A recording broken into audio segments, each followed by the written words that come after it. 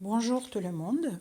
Aujourd'hui, on va finaliser avec application Web Wellness pour l'appareil Balance 2A. On a déjà bien commencé, mais il y a quelques questions qu'on n'a pas vues, donc on va le faire aujourd'hui. Alors, on commence comme d'habitude, ouvrons notre application Web Wellness. On l'ouvre. Comme d'habitude, on va en live, on connecte notre Live Balance, on trouve notre appareil. Ça, vous savez déjà faire.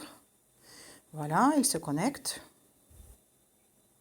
Alors, on a déjà vu le menu principal. On a déjà vu cet onglet qui est sur écran, qui est menu déroulant de type de programme. On a bien fait le tour. On a même vu une partie de onglet général, mais pas tout. Donc finalement, maintenant, on va regarder dans l'onglet général les paramètres. C'est la roulette qui est juste plus bas. On clique sur les paramètres. Qu'est-ce qu'on voit? Il y a certains paramètres importants à connaître. Le premier, c'est intensité. Qu'est-ce que c'est ce truc-là? En fait, le producteur, il nous avait prévu 5 niveaux d'intensité en fonction de besoins. Qu'est-ce qu'on fait? Donc, ce qu'il conseille, ce qui est écrit, le premier, c'est mode de prévention, de traitement des maladies d'une manière habituelle, donc quelque chose qui ne sort pas de maladie plutôt générale, n'est pas cas grave, ou titre de prévention. Donc, c'est le numéro 1. Et en plus, on tient compte qu'on utilise cet appareil près du corps. Donc, on se rappelle bien que l'appareil est venu avec deux supports. Il y a un, c'est une ficelle qu'on met autour du cou. Le deuxième, c'est support pour le bras, pour faire du sport ou peut-être pour se sentir à l'aise quand on fait une autre activité physique. Donc ça, c'est vraiment le mode 1. Mode 2, ça, c'est les préventions de... c'est vraiment traitement des cas inflammatoires ou les maladies aiguës ou les crises.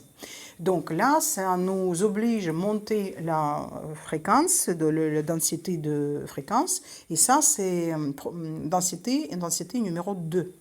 3, ça, c'est les cas où les distances s'augmente et ça peut être le cas où par exemple vous êtes dans votre bureau et l'appareil est posé sur le bureau ou vous êtes en train de manger, l'appareil est sur la table ou bien vous êtes en voiture et l'appareil est devant le pare-brise ou entre deux sièges. Dans ce cas-là, vous mettez intensité numéro 3. Le quatrième, elle est prévue vraiment pour les traitements sous le contrôle médical ou bien où la distance est plus importante, par exemple jusqu'à 1 mètre. Jusqu'à 1 mètre, effectivement, il faut augmenter l'intensité pour que la fréquence soit suffisamment puissante. Et le programme numéro 5, c'est pour faire profiter plusieurs personnes. La distance peut aller jusqu'à 1,5 mètre. Ça peut être un groupe de gens autour de table où on met l'appareil. Faites attention, dans ce cas-là, ça doivent être les programmes généraux pour tout le monde, dans le sens harmonisation ou d'onglet anatomie qui redonne aux organes et systèmes les fréquences étalonnées pour améliorer leur état. On ne fait pas tourner les programmes personnalisés pour telle ou autre maladie ou symptôme propre à quelqu'un. Par exemple, il y a un parmi les gens qui a, allez, j'en sais rien, insuffisance rénale. Donc, les autres vont rien profiter parce que, comme on le sait, si les autres personnes qui sont à côté n'ont pas cet dysfonctionnement, la fréquence va passer au travers sans laisser l'effet d'harmonisation ou thérapeutique. Donc, il faut vraiment, quand on le fait profiter plusieurs personnes, mettre les programmes de stress, d'harmonisation, de bonne humeur, d'énergie, de bon sommeil si c'est le soir. Hein. Donc on fait des choses qui servent vraiment à tout le monde. Voilà ce qui se trouve dans l'onglet intensité. Ensuite, là, c'est deuxième onglet, c'est on a le choix parmi les trois, combien de temps l'appareil reste allumé, vu que le programme est déjà fini. Ça peut être 60, 180 ou 300 secondes. Je vous conseille de mettre 300 secondes et je vous explique pourquoi. Si c'est 60 secondes pardon, ou 180, ça va être assez court pour que vous puissiez réallumer l'application, le temps qu'elle se connecte avec l'appareil, que vous trouvez un autre programme qui vous convient. L'appareil va s'arrêter avant que vous allez pouvoir le mettre en route, le nouvel programme. Donc, vous allez obligé de recommencer tout le cycle des zéros. Par contre, quand c'est 300 secondes, effectivement, vous avez du temps à voir le programme se finir, allumer l'application, connecter avec l'appareil, choisir un nouveau et le mettre en route. Et là, c'est vraiment commode et sans stress, on peut le faire. Je vous conseille, et je profite pour vous le dire dans ce cadre-là, je vous conseille fermer l'application sur téléphone une fois le programme est lancé et si le programme est suffisamment long. Si c'est 3 minutes ou 15 minutes ou 9 minutes, bien évidemment, ça ne sert à rien fermer l'application. Vous allez perdre plus de temps de l'allumer, connecter, déconnecter, réallumer et ça va vous vraiment faire prendre beaucoup de temps et ça va vous agacer. Par contre, quand on se fait les programmes composés ou playlists où il y a 2 heures, 3 heures, 6 heures, dans ces cas-là, forcément, ça ne sert à rien que l'application tourne et ça va vous décharger votre téléphone avant tout.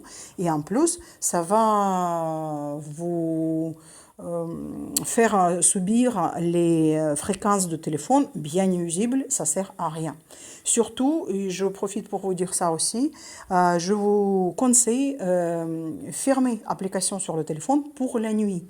Donc, une fois le programme est lancé sur l'appareil, balance de 1, ça sert absolument à rien que l'application sur téléphone reste allumée. Donc, vous l'éteignez, le téléphone, vous l'éteignez. Bien évidemment, le bon conseil du bon sens, c'est vraiment le mettre dans notre pièce, chambre, etc. et ne pas dormir à côté du téléphone. Déjà, les gens qui ont notre Life Air, comme je vous avais dit dans nos présentations, Life Air nous produit grande quantité d'ions négatifs qui peuvent pas seulement neutraliser des ondes nuisibles, mais même donner beaucoup plus d'ions négatifs que notre téléphone est capable de produire comme ions positifs.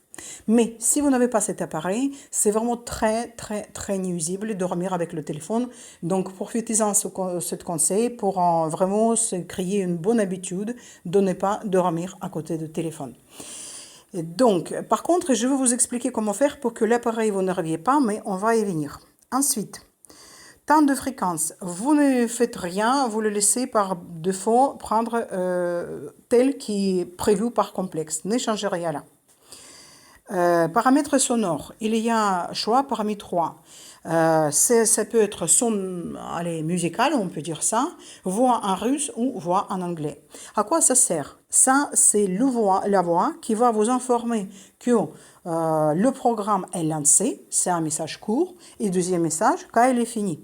Je vous conseille de mettre voix en anglais et pas le son. Pourquoi? Pour raison simple que déjà, il y a la musique quand l'appareil s'allume et s'éteint. Ici, vous allez ajouter encore le son pour début de programme. Vous allez confondre finalement c'était quoi comme bruit? C'est l'appareil qui s'éteint ou c'est le programme qui c'est fini? Et en plus, on sait bien que quand l'appareil est sous le vêtement, le son n'est quand même pas très fort. Donc, vous avez grande probabilité de ne pas distinguer cet signal de quoi. Comme ça va être bien clair pour vous. Si c'est la langue, si c'est la voix, ça veut dire que c'est le début ou fin de programme et c'est facile à savoir. Vous savez bien si vous l'avez déjà lancé, donc c'est le fin. Si vous l'avez vient de lancer, forcément, c'est le début. Mais la musique, c'est signe que l'appareil s'est lancé ou c'est fermé. C'est temps. Donc voilà pour ça. Ensuite, volume. Et effectivement, c'est le volume de son. Je vous conseille de mettre 90 ou 100 parce que c'est pas déjà très fort, il faut le dire, hein, en soi-même c'est pas très fort. Et encore, si l'appareil est sous le vêtement, et si on est dehors par exemple, on a très très grand risque de ne pas entendre.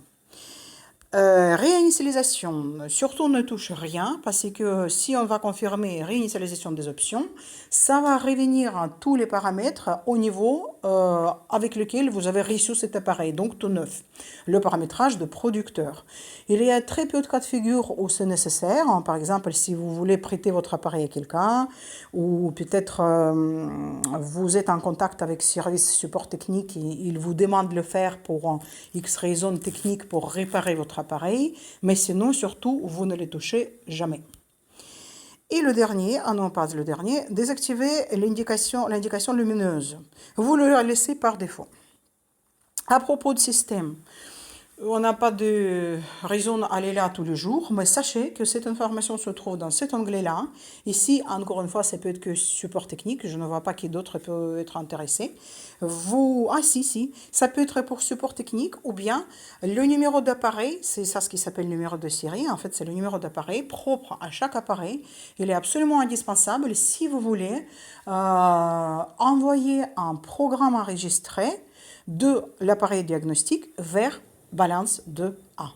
Une fois vous le paramétrez dans votre web clinique pour vous, une fois c'est fait, l'appareil se le rappelle.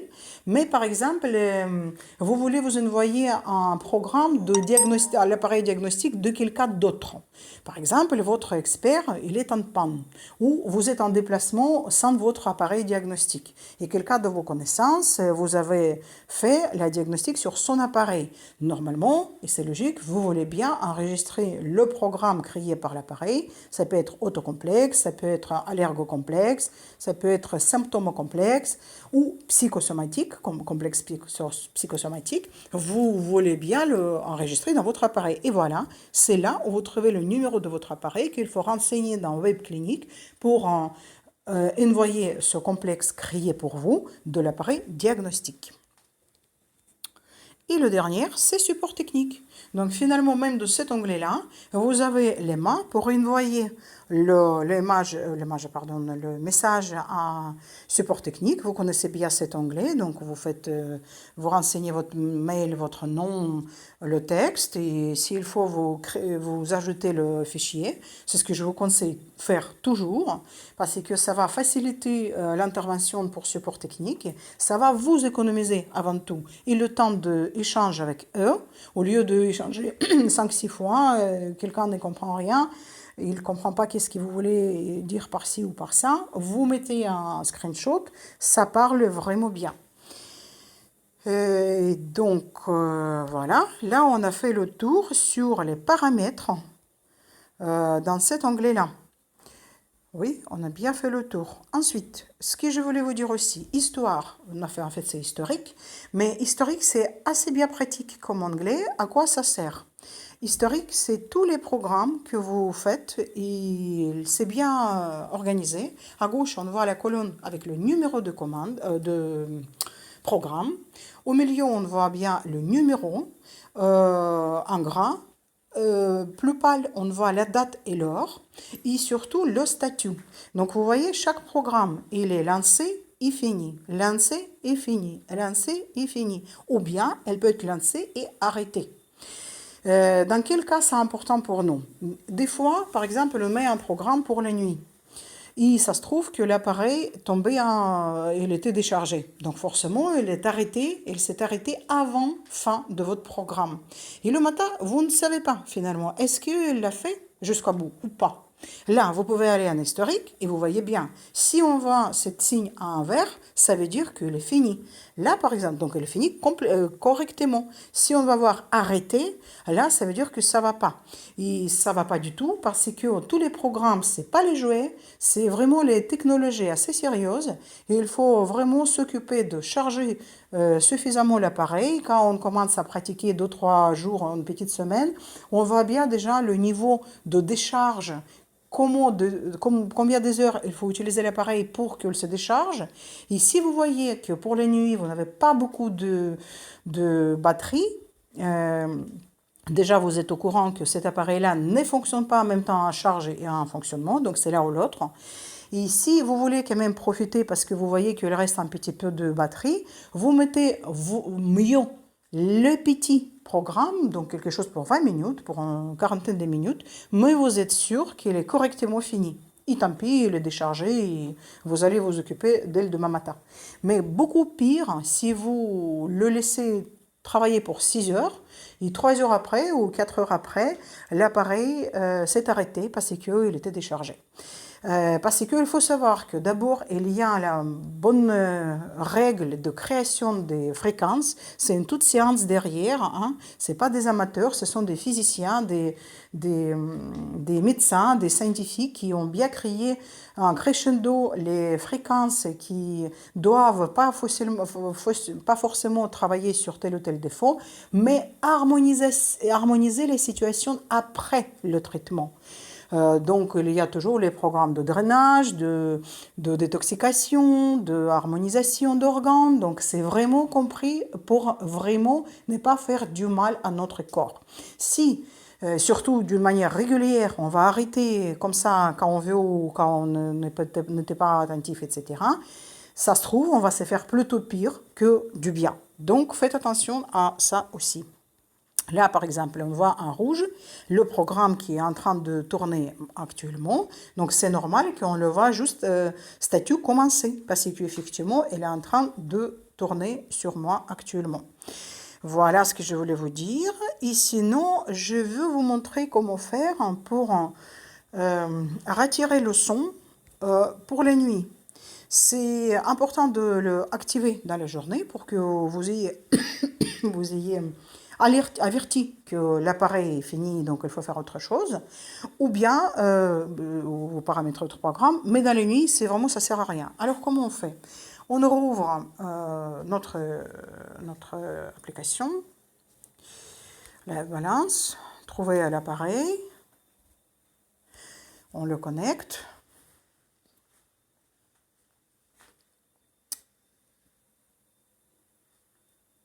Et voilà, sur cet écran-là, on voit tout ce qu'il nous faut. Là, c'est le programme qui tourne. On voit bien le temps qui lui reste. Hein. C'est 1h34, 11 secondes. On voit bien qu'est-ce que c'est le type de programme. On voit bien un verre, une pastille, qui s'appelle fabriqué à la main. On voit bien le nom de programme. C'est propre à chacun. Chacun se donne le nom pour que ce soit compréhensible pour vous. Et finalement, en bas, on voit des boutons. Forcément, il est mis en route, donc celui-ci de gauche, il est inactif. Ça, c'est la pause. Voilà, c'est la pause. Si on veut, pour X raison, arrêter pour quelques minutes. On reprend avec le même bouton vert. Voilà, si on veut forcer pour arrêter ces boutons bleus, forcément, je ne vais pas le faire pour raison que je viens d'expliquer. Et il y a un bouton désactiver ou activer. Faites attention, c'est la logique un peu bizarre, mais qui est quand même qu'on voit un peu partout dans toutes les applications. Je dirais qu'elle est un peu contre bon sens, parce que quand on le voit maintenant barré, la petite cloche et pâle, normalement on pense que le son est désactivé. Eh ben non, il est effectivement dans cette image-là, il est activé. Et là, voilà, là, il est désactivé. C'est vraiment contre bon sens. J'ai aucune idée, je refuse de comprendre cette réalisation, mais aujourd'hui, je vois c'est plus en plus souvent dans tous les réseaux sociaux, etc. Donc, quand vous avez votre appareil dans la journée, là, le son est activé, vous voyez bien, je l'arrête, on entend bien la voix. Vous entendez? Voilà, on voit bien qu'il est activé. Quand vous avez lancé votre programme pour la nuit, vous voyez bien que le compteur commence à tourner. Ça veut dire que tout est bien se passer.